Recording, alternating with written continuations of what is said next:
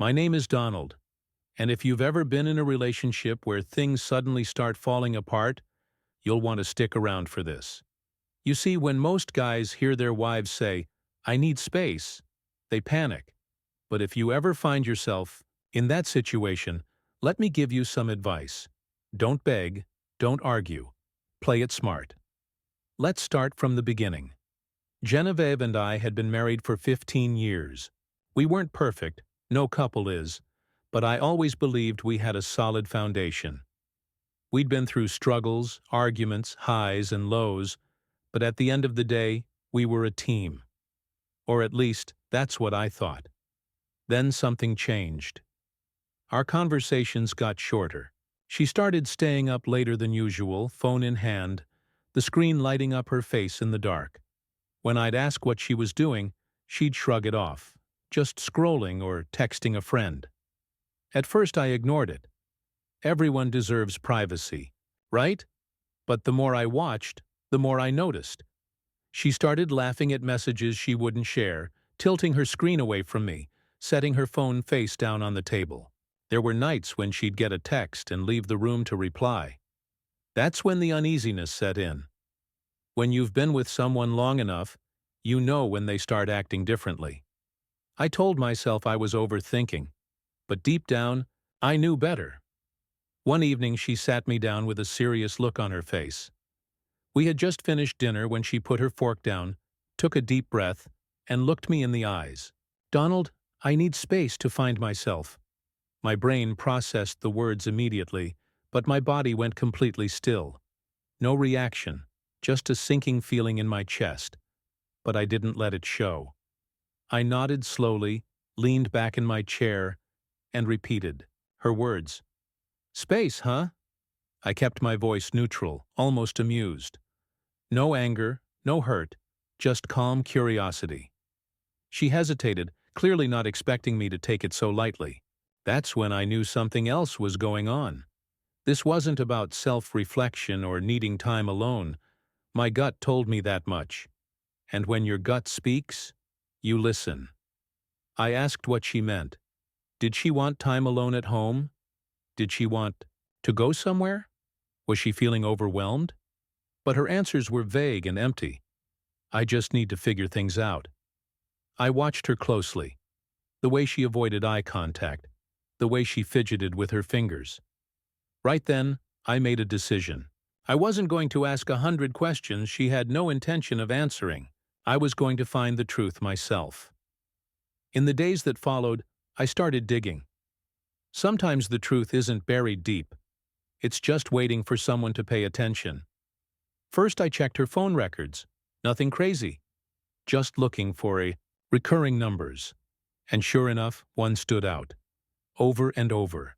Then I looked at her social media, paying attention to the subtle things, who was liking her posts, who was commenting, who she had suddenly started following again.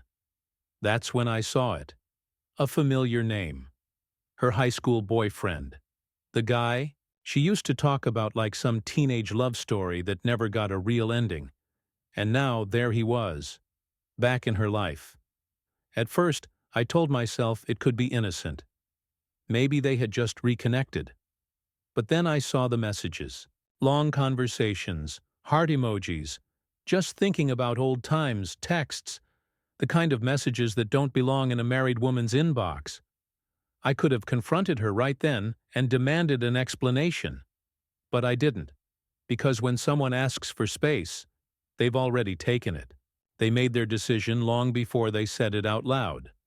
When a woman asks for space, she expects you to chase her, to call, to text, to beg, to ask what you can do to fix things. So I did the opposite. I gave her all the space she wanted. If she didn't talk to me, I didn't talk to her. When she did speak, I kept my responses short, polite but distant. No cold attitude, no passive aggression, just controlled indifference. Since I wasn't wasting my time begging for her attention, I focused on myself. First stop, the gym. I hit the weights harder than I had in years, not to impress her, but because it felt good to put my energy into something that actually benefited me. Then I upgraded my wardrobe, got some well-fitted clothes and tossed out the old worn stuff. Fresh haircut, clean shave. Every morning I looked in the mirror and saw a man who wasn't waiting around to be chosen. The best part? I rekindled my social life. I started going out with friends, guys I hadn't seen in months, even years, because I had spent so much time prioritizing my marriage. I accepted invitations instead of making excuses. On Friday nights, I was out, not sitting at home wondering where she was. Genevieve had her support system. Friends who told her she deserved to be happy. But those same friends noticed the change in me real quick. When I ran into them, I wasn't the bitter, heartbroken husband they expected. I was confident, relaxed, and unbothered. I cracked jokes, smiled more, kept conversations light and engaging. And they noticed. At first it was just a quick glance or a lingering smile. Then came the compliments. "Wow, Donald, you're looking good these days." And soon those compliments turned into curiosity. And you better believe Genevieve saw it too. At first she enjoyed her so-called freedom, convinced she'd made the right choice, telling herself she needed time to breathe and figure things out. But the shift in dynamics didn't go unnoticed. Soon, her excitement turned into unease. She hadn't expected the changes in me. She thought I'd be sulking, waiting around for her to come back, desperate to prove my worth. Instead, I flipped the script. I moved on with my life. And that got to her. The first signs of her jealousy were subtle, small, fleeting expressions she tried to hide. But I saw them. The way she tensed up when her friends giggled around me. The way her best friend started being extra nice, throwing compliments my way every chance she got. I wasn't doing anything special. I was just being the man I had forgotten I could be. Being me, but better. And it was working. Genevieve noticed. And that's when it hit her. She was losing me.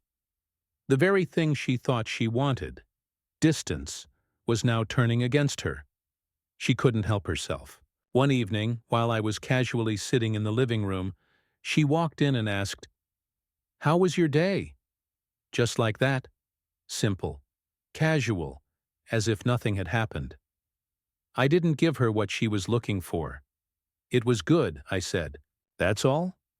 No details, no enthusiasm, just a neutral response. I kept my tone light but distant, polite but uninterested.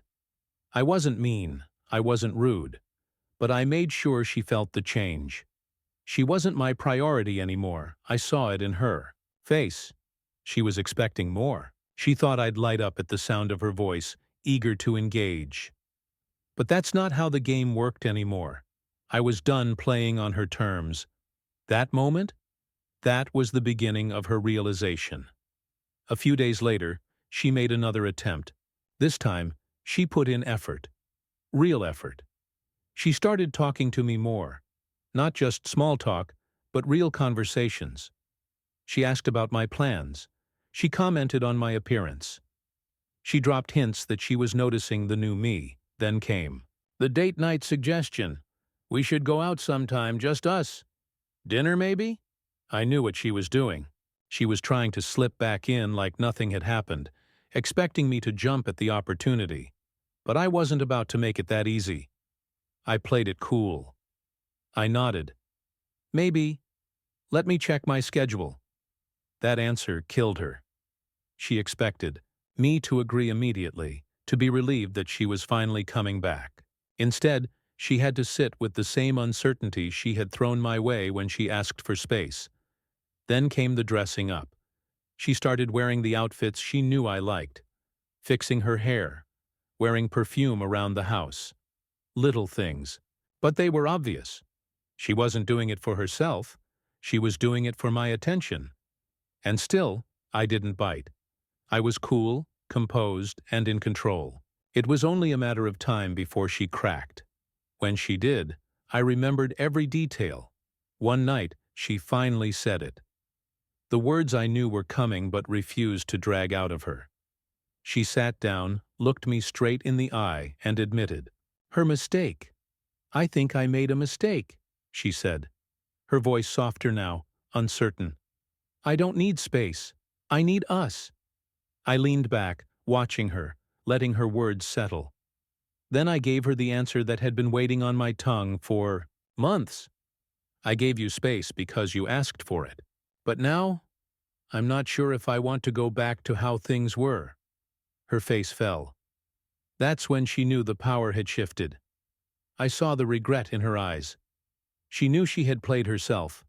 But at that point, it didn't matter anymore. "I'm done," I told her, my voice steady.